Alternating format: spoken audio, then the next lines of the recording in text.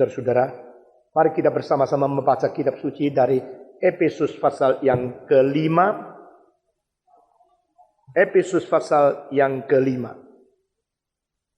Minggu yang lalu kita telah merenungkan ayat-ayat dari pertama sampai dengan ayat yang keempat. Dan sekarang akan membaca bersama-sama dari ayat 5 dan seterusnya. Kita membaca bersama-sama dari ayat 5. Karena ingatlah ini baik-baik, tidak ada orang sundal, orang cemar, atau orang serakah. Artinya penyembah berhala yang mendapat bagian di dalam kerajaan Kristus dan Allah.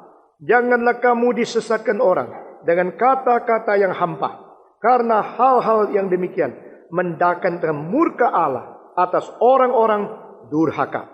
Sebab itu janganlah kamu berkawan dengan mereka. Janganlah kamu berkawan dengan mereka. Kita membaca sekali lagi dari ayat 4. Semua membaca ayat 4 sampai dengan ayat 7 semua sekali lagi. Demikian juga perkataan yang kotor, yang kosong, atau yang sembrono. Karena hal-hal ini tidak pantas. Tetapi sebaliknya, ucapan syukur. Karena ingatlah ini baik-baik. Tidak ada orang sundal, orang cemar, orang serakah. Artinya penyembah berhala yang mendapat bagian di dalam kerajaan Kristus dan Allah. Janganlah kamu disesatkan orang dengan kata-kata yang hampa. Karena hal-hal yang demikian mendatangkan murka Allah atas orang-orang durhaka. Sebab itu, janganlah kamu berkawan dengan mereka. Mari kita berdoa sekali lagi. Tuhan berkatilah kami, berilah kesadaran dan kehausan jiwa kami untuk menerima sesuatu dari firman Tuhan. Dengar doa kami Tuhan. Kami serahkan jam ini di dalam tangan Tuhan. Pakailah hamba-Mu yang hina ini. Dalam nama Yesus Kristus, penebus dan juru selamat kami yang hidup, kami berdoa. Amin. Saudara-saudara sekalian, minggu yang lalu kita telah berbicara tentang kesucian di dalam seks. Saudara-saudara, Paulus tidak banyak memakai istilah seks. Tidak membicarakan secara langsung di bagian ini. Tapi bagian ini betul-betul dibicarakan tentang orang Kristen harus mempunyai hidup seksual yang berbeda dengan mereka yang bukan Kristen. Saudara-saudara, dan dia mengatakan jangan mengatakan kalimat-kalimat yang kotor. Perkataan-perkataan mengenai seks yang dipermainkan sehingga mendatangkan semacam kesukaan yang najis. Karena itu bukan sesuai dengan tradisi dan dengan patron orang yang suci. Saudara-saudara sekalian, itu adalah hal yang tidak senonoh, yang tidak sesuai, yang tidak beres, yang tidak pantas. Istilah dipakai di sini tidak pantas. Tidak pantas dengan apa? Dengan satu sistem, tradisi, patron yang konsisten sebagai orang suci. Orang yang suci harus mempunyai corak hidup sesuai dengan kedudukan yang suci. Orang yang suci harus mempunyai mentalitas, konsep sesuai dengan pikiran orang yang suci. Orang suci harus mempunyai perasaan, emosi, cinta, benci sesuai dengan emosi orang suci. Orang suci harus juga mempunyai kesucian di dalam perkataan dan kelakuan sesuai cara hidup orang suci.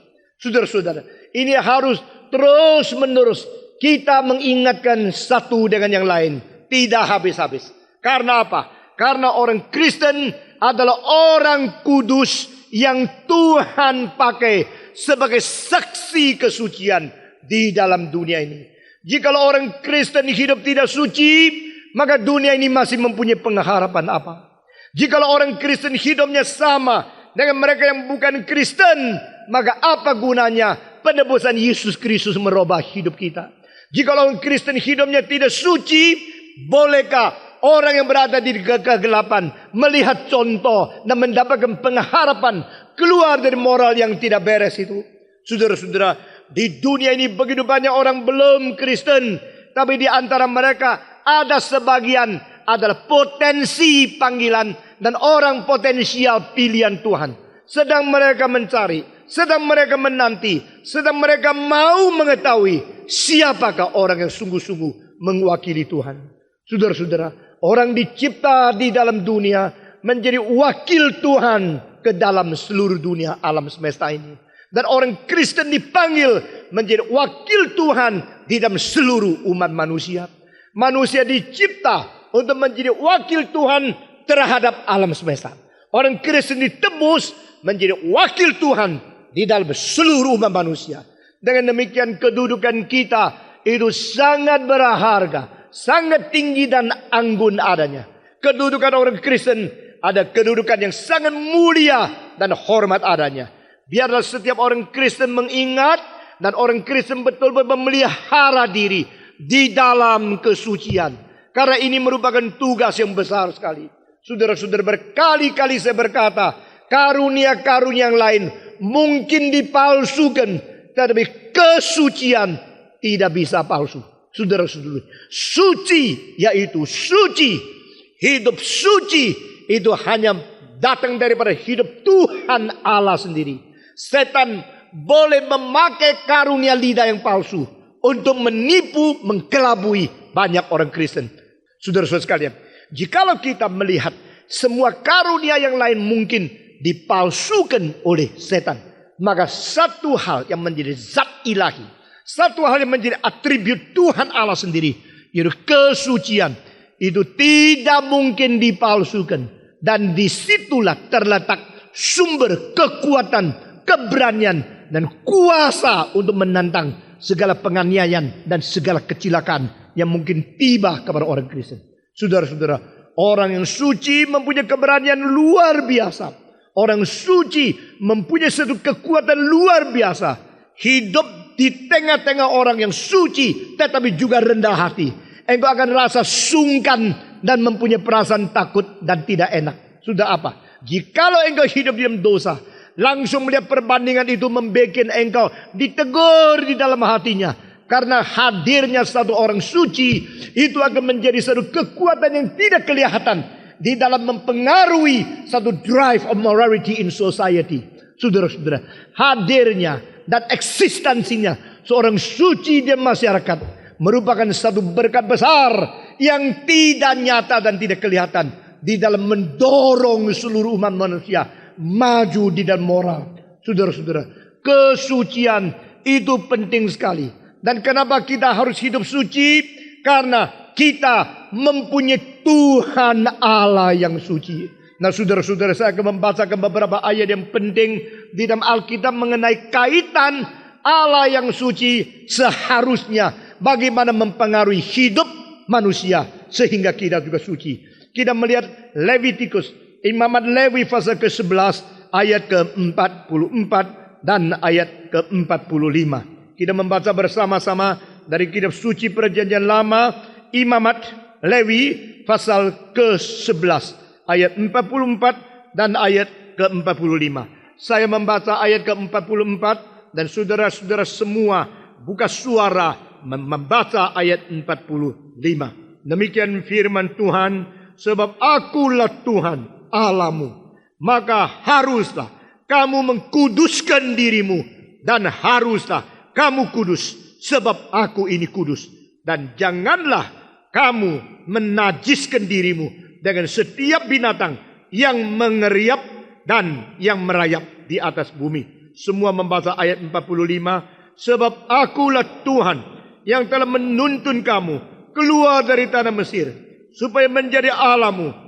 Jadilah kudus, sebab aku ini kudus.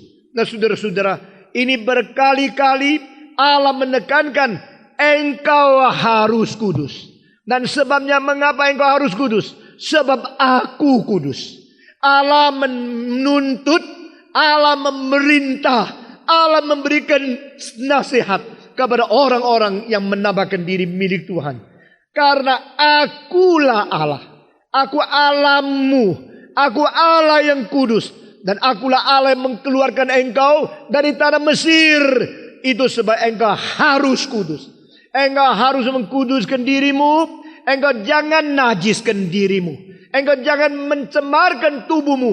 Engkau jangan seperti binatang yang merayap. Engkau jangan berzina. Dan engkau jangan berdosa seperti mereka yang tidak mengenal aku. Karena aku adalah Allahmu yang kudus. Itu sebab kuduslah kamu. Kuduskanlah dirimu. Ini adalah perkataan di dalam Alkitab. Perbedaan semua dewa-dewa oleh orang-orang bangsa dan suku-suku di tanah Palestina di dalam perjanjian lama dibanding dengan orang Kristen adalah mereka semua najis. Dan Allah Israel, Allah yang suci. Nah, saudara perhatikan, pada waktu itu mereka mempunyai pikiran yang sangat relatif. Berarti setiap suku ada dewanya sendiri. Setiap bangsa ada Allahnya sendiri. Ya, kamu orang Palestina percaya Allahmu. Kami orang Israel percaya Allah kami. Tetapi di antara semua dewa-dewa mereka, tidak ada satu yang mengatakan, akulah Allah. Dan satu-satunya Allah. Di luar saya tidak ada Allah. Dan mereka bukanlah Allah. Dan akulah Allah satu-satunya yang suci. Nah, ini menjadi satu proklamasi yang tidak ada pada agama lain. Di dalam seluruh perjanjian. Kedua. Dan proklamasi satu-satunya Allah ini juga dibubuhi dengan kekudusan sebagai syarat satu-satunya yang tidak ada pada dewa-dewa dan ilah-ilah yang lain. Saudara-saudara, abad ke-19, seorang filosof Jerman yang bernama Friedrich Nietzsche di dalam buku Das Volk Zarathustra, dia membuat sesuatu kiasan untuk menghina Tuhan Allah. Nah, saudara-saudara, orang seperti Nietzsche adalah orang yang tidak mengerti kealahan yang sejati. Dan dia telah dipengaruhi oleh orang yang bernama Ludwig. Seorang bernama Ludwig. Orang itu mengatakan dengan tulis dua buku. Satu buku yang disebut sebagai The Essence of Religion. Dan buku yang kedua The Essence of Christianity. Jadi esensi agama dan esensi kekristenan. Dan dua buku itu seperti namanya mengajak orang untuk menyelidiki agama. Atau menganalisa kekristenan. Tapi justru motivasinya adalah sama sekali terbalik. Saudara-saudara. Kedua buku itu mengajak orang untuk menghina agama. Dan untuk menghina kekristenan. Dan menurut dia bahwa yang disebut Allah itu sebenarnya tidak ada. Yang disebut Allah hanyalah refleksi, proyeksi dari konsep kesempurnaan yang memang berada di dalam manusia. Sehingga manusia yang memproyeksi akan kesempurnaan itu, lalu dia melihat proyeksi kesempurnaan itu diberikan nama sebagai Allah. Tetapi dia belum pernah memberikan penjelasan proyeksi kesempurnaan yang berdasarkan konsep kesempurnaan itu sebenarnya dari mana. Jadi setiap kali saya mempelajari filsafat, saya mendongkel daripada akar-akarnya. Dan menemukan mereka belum pernah mempertanggungjawabkan akan hal itu. Jadi manusia mempunyai konsep suci. Maka memproyeksi satu kesucian yang utuh dan sempurna. Nah, itulah Allah. Manusia mempunyai konsep keadilan. Lalu di situ manusia akan memproyeksi dari keadilan yang mutlak. Nah, itulah Allah. Manusia mempunyai satu kesempurnaan, kesucian, keadilan. Seluruhnya diproyeksikan menjadi satu bayang-bayang yang besar. Mereka menyebut itu sebagai Allah. Maka menurut dia, maka yang disebut Allah adalah dicipta oleh manusia menurut konsep kesempurnaan manusia sendiri. Atau dengan kalimat lain, dia telah memutarbalikkan kalimat Alkitab yang mengatakan Allah menciptakan manusia menurut peta teladan diri. Dia mengatakan manusia mencipta Allah menurut peta teladan diri. Berarti yang disebut Allah hanya konsep kesempurnaan yang terkandung di diri manusia saja. Saudara-saudara, ini sangat berbeda dengan Alkitab. Karena Alkitab mengatakan kepada kita, Tuhan Allah sumber dan diri daripada kesempurnaan, kesucian, keadilan, dan kemutlakan itu. Karena dirinya kemutlakan itu ada, dan dia mencipta dari tidak ada menjadi ada. Lalu menaruhkan konsep itu dicipta ke dalam diri manusia. Maka manusia disebut peta teladan dari Tuhan Allah. Saudara-saudara, mengapakah manusia mempunyai konsep kesempurnaan? Mengapakah manusia mempunyai konsep kemutlakan? Mengapa manusia mempunyai konsep kesucian? Mengapakah manusia mempunyai konsep keadilan? Mengapakah manusia mempunyai konsep kemerataan? Ini yang akhirnya berputar terus, berkembang menjadi dasarnya konstitusi, di dalamnya penuh dengan yang disebut demokrasi, keadilan, human right, dan itu cara legislasi dan sebagainya. Ini semuanya bersumber kepada satu yang sendirinya ada adil, adalah suci, yaitu Tuhan Allah. Jadi di sini kita melihat bedanya daripada pikiran-pikiran dari kitab suci dibandingkan filsafat-filsafat yang melawan kitab suci, adalah bedanya cause and result, sebab dan akibat. Saudara-saudara, Allah adalah sebab, maka akibatnya manusia mempunyai konsep seperti Allah karena kita dicipta sedemikian rupa. Tetapi mereka membaliknya, manusia menjadi sebab, maka manusia memproyeksikan, mengakibatkan adanya konsep Allah. Itu sama sekali salah adanya. Karena apa? Kalau manusia adalah sebab, lalu manusia sendiri yang tidak mutlak bisa menjadi sebab daripada kemutlakan, itu ilogis, sama sekali illogical. Itu tidak bisa dipertanggungjawabkan. Maka kita kembali kepada iman Tuhan. Saudara-saudara, karena Tuhan itu sempurna, karena Tuhan itu adalah yang adil, yang suci, maka dia mengutarakan seperti ini. Sekali lagi saya mengatakan kalimat yang sudah saya sebut tadi. Semua dewa tidak pernah dia menyebut diri Allah yang satu-satunya. Dan kedua, tidak ada dewa yang mengakibatkan hidup kesucian di tanah Palestina. Saudara-saudara, kalau kita membaca di dalam Perjanjian Lama, kita akan mempunyai satu keraguan. Mengapa Allah menyuruh orang Israel membantai 7 suku sampai habis, tidak boleh meninggalkan satu orang di antara mereka. Bahkan anak-anak bayi mereka semua dibunuh. Masakan Yahweh begitu kejam. Masakan Allah begitu kejam, begitu bengis, begitu tidak moral, dan begitu dendam. Sehingga mengakibatkan orang Israel melaksanakan kekejaman seperti itu. Membantai habis sudah 7 suku. Saudara-saudara, orang liberal, mereka mewarisi semangat dari Paramacionisme di dalam Gnostisisme. Mereka menganggap itulah membuktikan Allah Perjanjian Lama lain dengan Allah Perjanjian Baru. Allah Perjanjian Lama keras, kejam, jahat. Allah Perjanjian Baru cinta kasih, kemurahan, dan yang menebus manusia. Allah Perjanjian Lama adalah Allah yang sendiri tidak bermoral tinggi, sedangkan Allah Perjanjian Baru adalah Allah yang mengirim Yesus, menyatakan cinta kasih, sehingga dia berkata kepada Israel, engkau tidak kenal aku karena engkau tidak kenal Bapakku. Itulah sebab di dalam liberalisme mereka mendirikan satu teori yang disebut evolusi agama. Sehingga agama itu sendiri mengalami perubahan evolusi, sehingga dari Perjanjian Lama Allah yang kurang moral menjadi Allah yang menjadi agak bermoral. Itu pada keperkembangan daripada evolusi agama. Nah, saudara-saudara, ini semua ajaran yang tidak beres. Sekarang dengar kalimat-kalimat di bawah ini. Saudara-saudara, mengapakah Allah menyuruh orang Israel membantai, membunuh habis 7 suku? Justru karena suku-suku itu ditemukan melalui arkeologi. Waktu mereka berbakti kepada Tuhan Allah. Waktu mereka menyembah dewa mereka. Di dalam kuil mereka.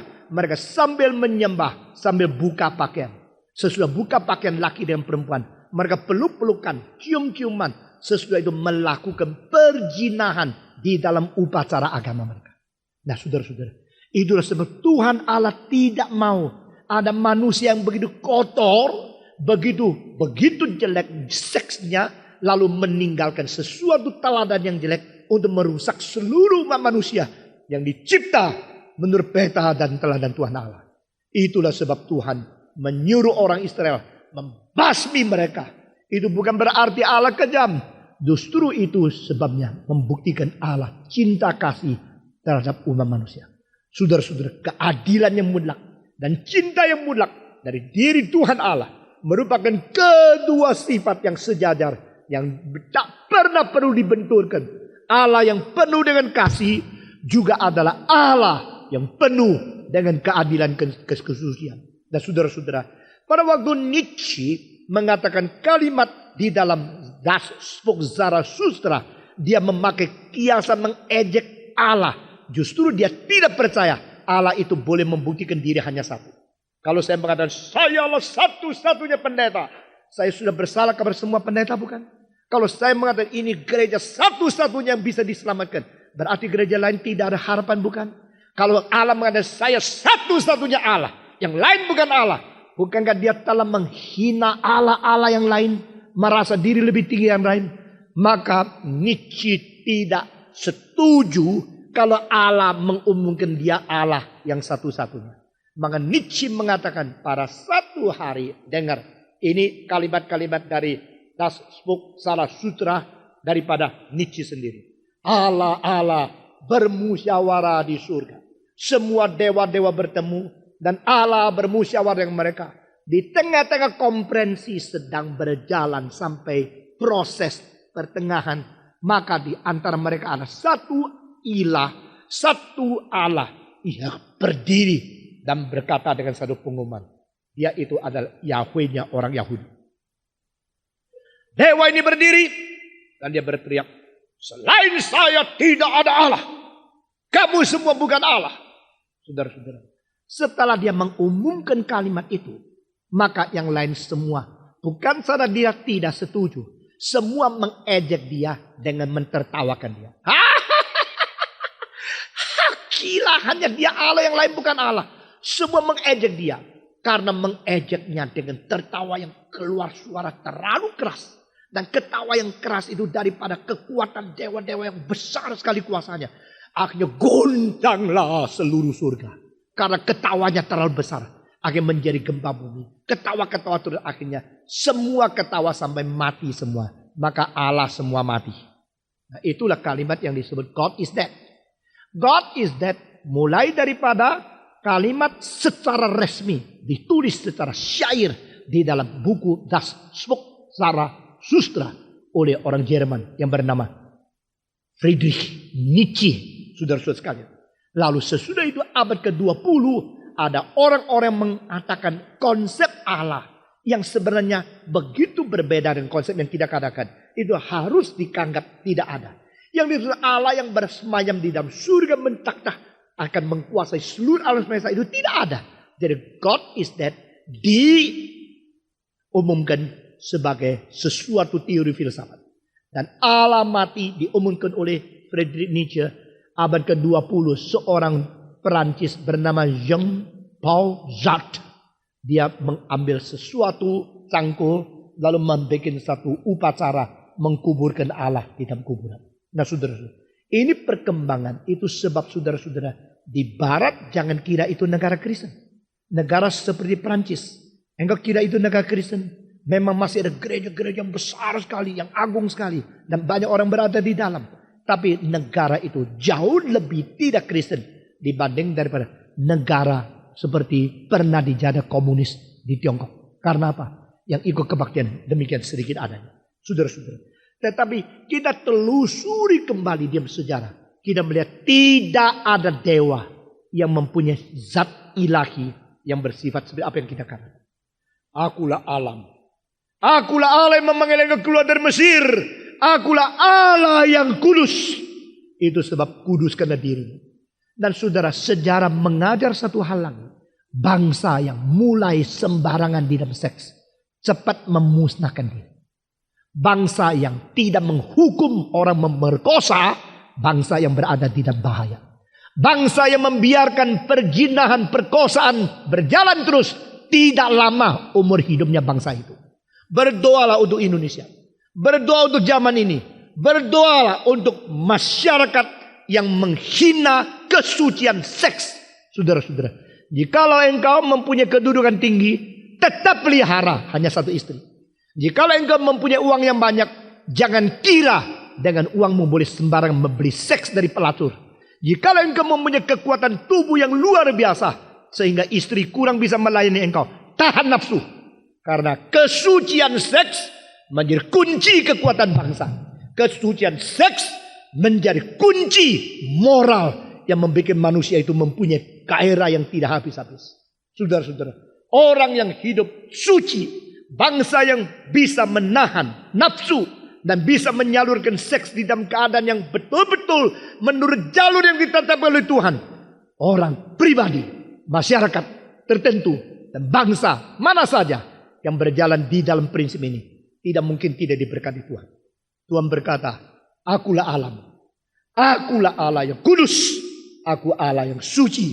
Itu sebab harus engkau suci di dalam segala hal. Dan kita akan membaca lagi Levitikus, Imamat ayat ke pasal 19. Kita membaca ayat yang kedua. Hendra, you ingat nama daripada filosof tadi siapa? Feuerbach, betul. Feuerbach. Ludwig Feuerbach. F-E-U-R-B-A-C-H. Itu Ludwig Feuerbach yang mengatakan man created God from his projection of perfection. Itu adalah dari orang Jerman. Kita teruskan. Imamat pasal ke-19 ayat yang kedua. Di sini kata berbicaralah kepada segenap jemaat Israel. Dan katakan kepada mereka, kuduslah kamu. Sebab aku Tuhan Allahmu kudus. Semua membaca. 1, 2, 3. Berbicaralah kepada segenap jemaat Israel. Dan katakan kepada mereka, kuduslah kamu. Sebab aku Tuhan Allahmu kudus adanya. Saudara-saudara, kita membaca lagi daripada 1 Petrus pasal 1. 1 Petrus pasal 1 di perjanjian baru. Bagaimana perjanjian lama Tuhan mengatakan itu. Dan perjanjian baru Tuhan yang sama. Memakai rasul untuk menyatakan ulang kembali. Kita membaca 1 Petrus pasal 1. Kita membaca ayat yang ke-15. Setelah mendapatkan kita membaca bersama-sama. 1 Petrus 1:15. Tetapi hendaklah kamu menjadi kudus di dalam seluruh hidupmu. Sama seperti Dia yang kudus. Yang telah memanggil kamu. Sebab ada tertulis. Kuduslah kamu. Sebab aku kudus. Jadi kalau ditanya mengapa orang Kristen harus hidup suci. Mengapa kita boleh tidak ada kebebasan. Kenapa kita tidak kebebasan melakukan segala macam kemauan kita. Jawabnya cuma satu. Sebab Tuhan suci. Itulah. Because your God is a holy God. Because your God is holiness. So you should be holy. You should sanctify yourself. Membersihkan diri. Mengkuduskan diri. Ini tugas kita. Karena apa? Karena Tuhan kita itu suci adanya. Saudara-saudara. Kedua, mengapakah hidup kita harus suci? Karena kita telah menerima panggilan yang suci. Maksudnya, kita dipanggil untuk hidup suci. Bukan dipanggil untuk masuk surga. Saudara-saudara. Masuk surga itu akibat. Bukan sebab. Jangan campur baur. Saudara-saudara. Mengapa jadi orang Kristen? Karena saya takut masuk neraka. Kenapa percaya Yesus? Karena ingin masuk surga. Itu tidak pernah diperbolehkan menjadi motivasi kita. Saudara-saudara. Motivasi kita mengikuti Yesus Kristus. Motivasi kita menjadi orang Kristen. Bukan melarikan diri daripada neraka. Bukan menginginkan surga. Kalau itu dibenarkan. Berarti menjadi Kristen pun motivasinya adalah egois. Saudara-saudara. Paulus mengatakan untuk bangsaku. Supaya mereka bisa diselamatkan. Sampai-sampai kalau aku harus diputuskan hubungan dengan Kristus pun aku rela. Berarti dia membuktikan dia menjadi orang Kristen bukan untuk egoisme. Dia bukan untuk mementingkan untung rugi sendiri. Atau takut hukum sendiri. Maka menjadi orang Kristen. Dia menjadi orang Kristen yang melayani orang lain. Kalau orang lain boleh dapat berkat dan dia diputuskan daripada hubungan itu pun. Dia terkutuk pun dia rela. Asal bisa menjadi berkat. Nah itu motivasi yang benar. Jadi kita menjadi orang Kristen bukan karena mau masuk surga. Kita menjadi orang Kristen bukan karena takut ke neraka. Kita menjadi orang Kristen karena Tuhan kita mencintai kita. Dan kita harus bersekutu dengan Dia. Dan kita harus berdamping dengan Dia. Kita mempunyai hidup Dia. Baru kita bisa menjadi wakil. Dan menjadi saksi Tuhan.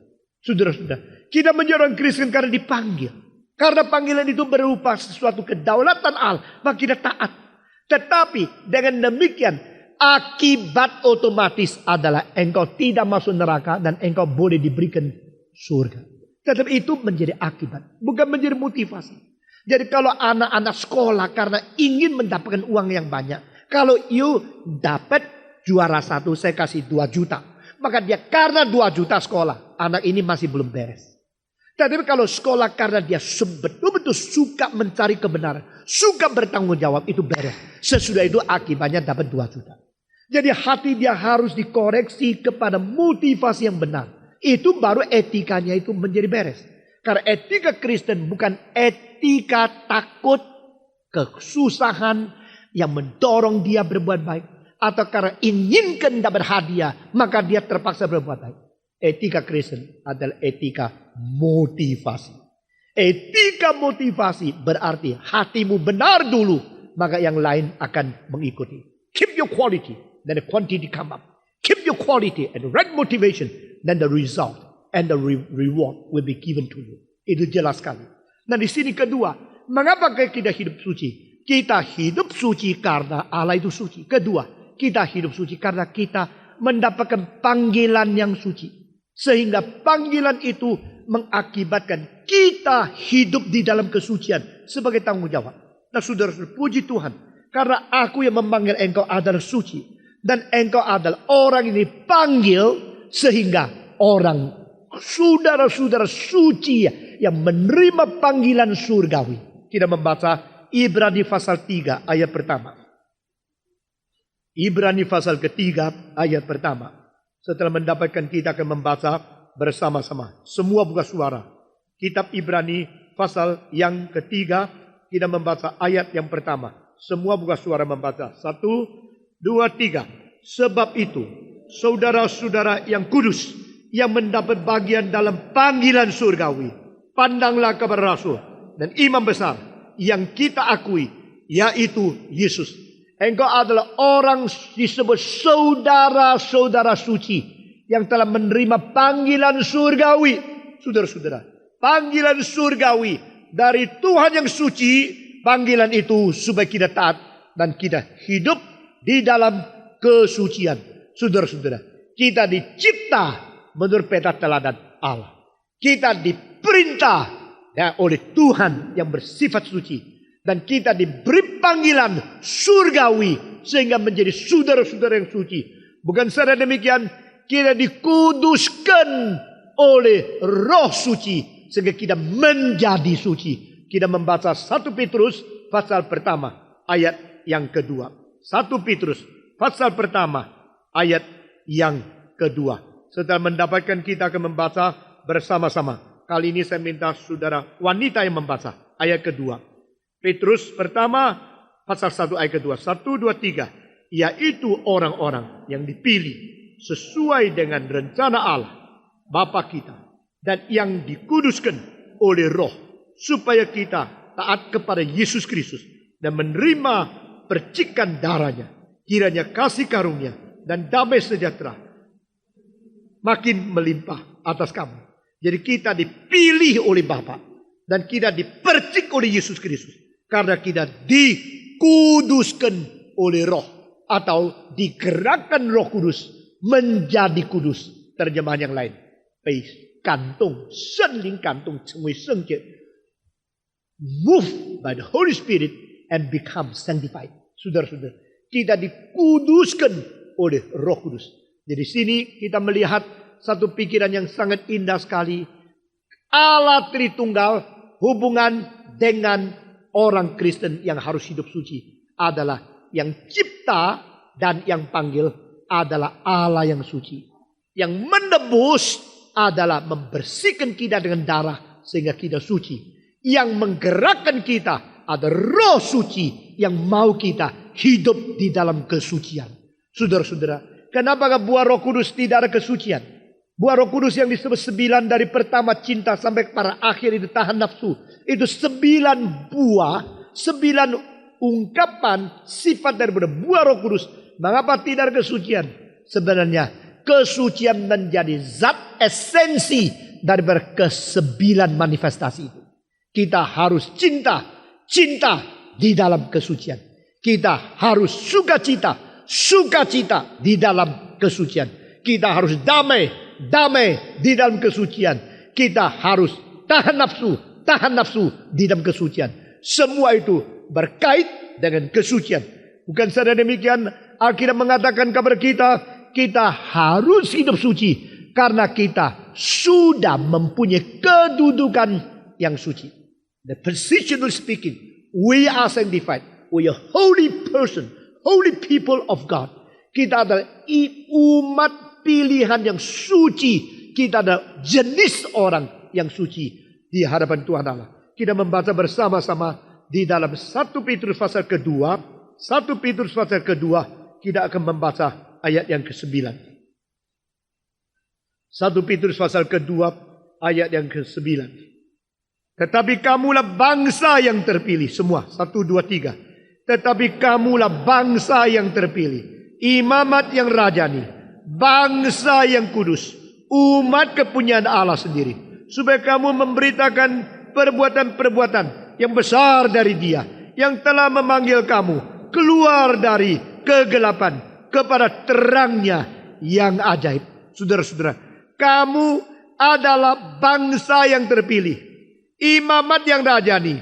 Dan bangsa yang kudus. Bangsa yang kudus di terjemah lain, jenis orang yang suci.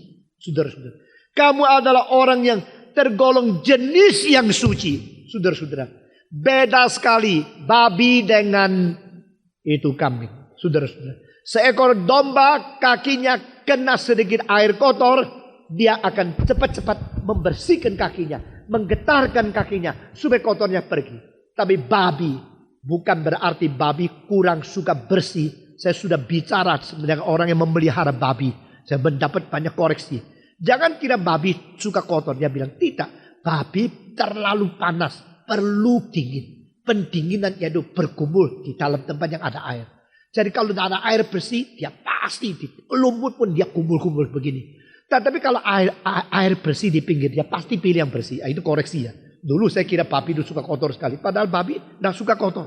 Saudara-saudara, dia suka dingin. Jadi di tempat yang ada air, dia di situ untuk mengeluarkan radiasinya kepanasan yang ada di tubuhnya. Menurut dia, babi salah satu binatang yang paling suka bersih katanya.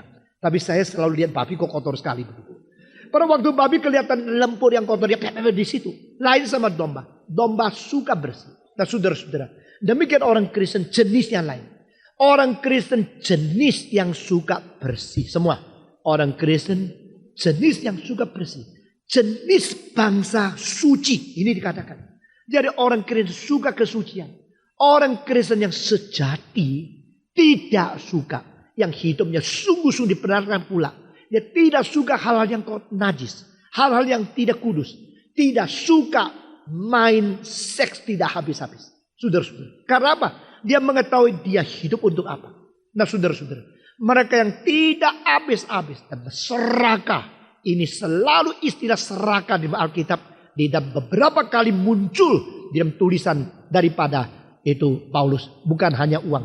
Tetapi tidak puas kepada istri sendiri.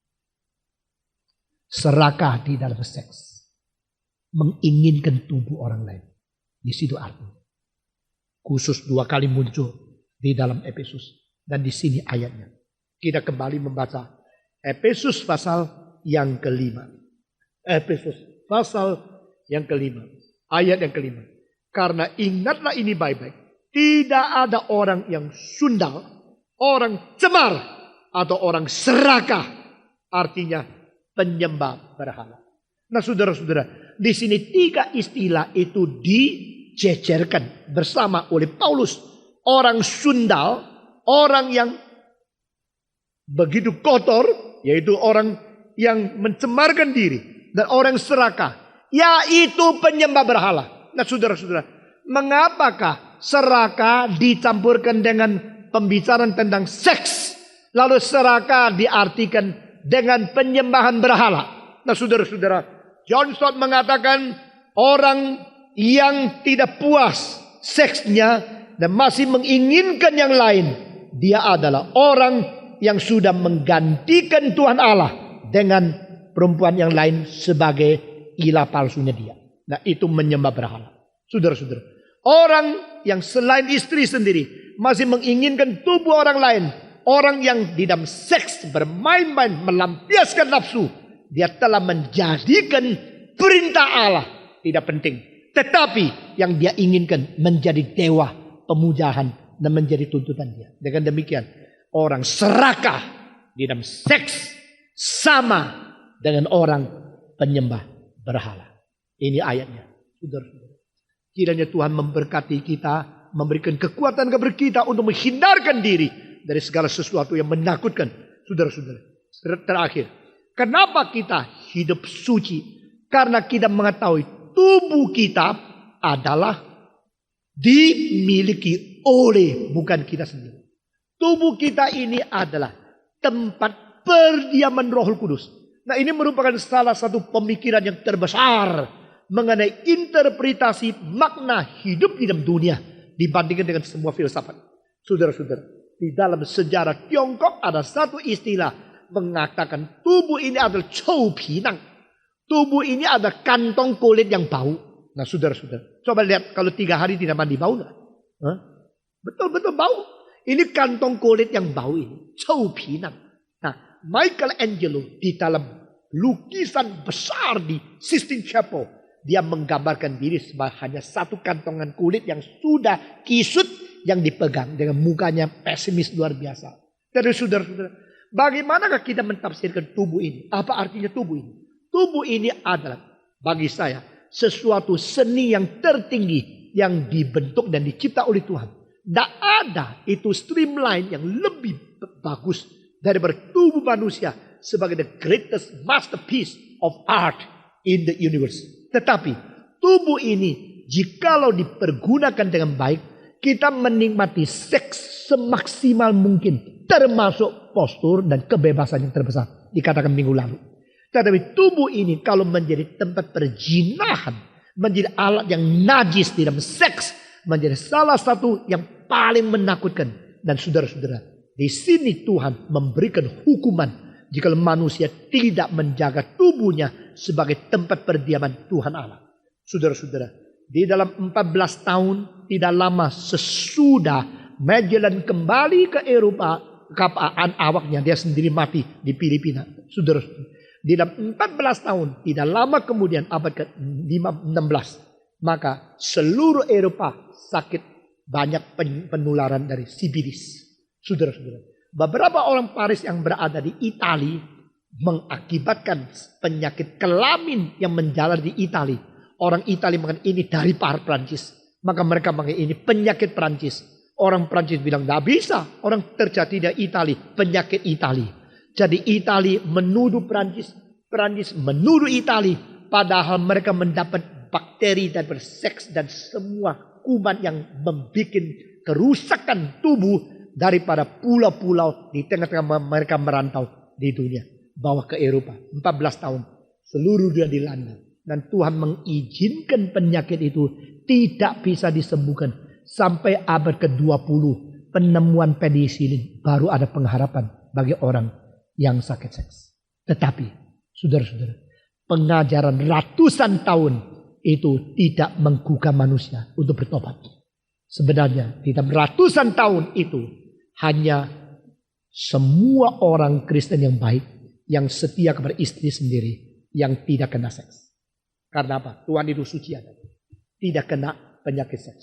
Tuhan itu suci adanya. Engkau betul-betul hidup dalam kesucian. Engkau bangsa jenis kesucian. Engkau hidup dalam kesucian. Tuhan memelihara engkau di dalam kesempurnaan hidup tubuh yang utuh. Tubuh yang sehat. Saudara-saudara. Penyakit seks itu mengakibatkan sesuatu kerusakan luar biasa. Bukan saja moral, juga kesakitan yang luar biasa. Karena seluruh tubuh, syaraf yang paling banyak dan yang paling sensitif itu adalah bagian seks. Saudara-saudara, engkau menikmati atau engkau merusak. Engkau bersyukur karena seks atau engkau mempermainkan diri untuk menajiskan diri karena seks. Kiranya semua kalimat firman Tuhan yang penting bisa memelihara kita dan menjadi pendidikan untuk anak keturunan kita. Karena kita bangsa jenis manusia yang disucikan oleh Tuhan. Dan Alkitab mengatakan jangan lupa. Di dalam tubuhmu harus memuliakan Tuhan. Karena engkau ditebus dengan harga yang tunai. Saudara-saudara. Dengan nilai yang begitu tinggi. Mengganti baru engkau ditebus keluar daripada kemarahan Tuhan Allah. Dan engkau dikuduskan oleh Tuhan. Maka hidupmu harus hidup dalam kesucian. Saudara-saudara. Kenapa kita hidup suci? Karena tubuh kita baik Allah. Di dalam semua filsafat tidak mengajar begitu jelas. Kecuali firman Tuhan. Di dalam ajaran dari orang Greka mengatakan tubuhmu itu seperti satu kantongan yang mempenjarakan jiwamu. Itu namanya sema theory. Berarti teori bahwa tubuh itu ada penjara dari jiwa. Alkitab mengatakan tidak. Tubuh bukan penjara jiwa. Tubuh itu adalah satu tempat perdiaman Roh Kudus.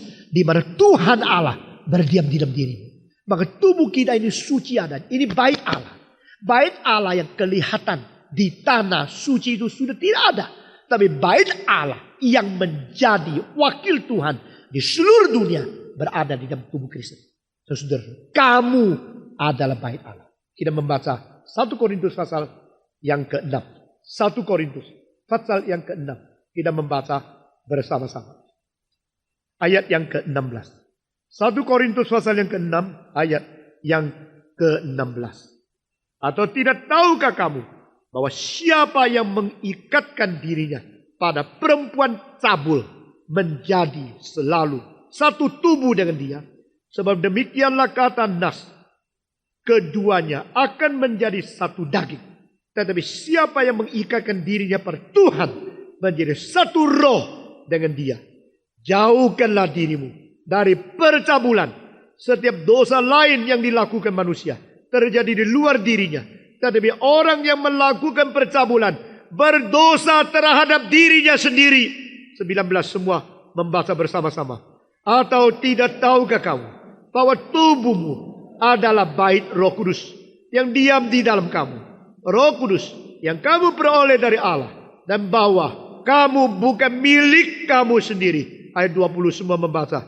Sebab kamu adalah dibeli dengan harganya, telah lunas, dibayar. Karena itu, muliakanlah Allah dengan tubuhmu. Semua sekali lagi kalimat terakhir.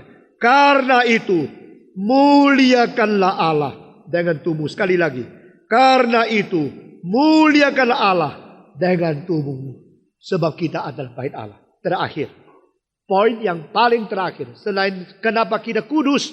Sekarang poin terakhir dari bagian ini adalah kita mengetahui dengan sesungguhnya. Bahwa tidak ada bagian kerajaan Allah.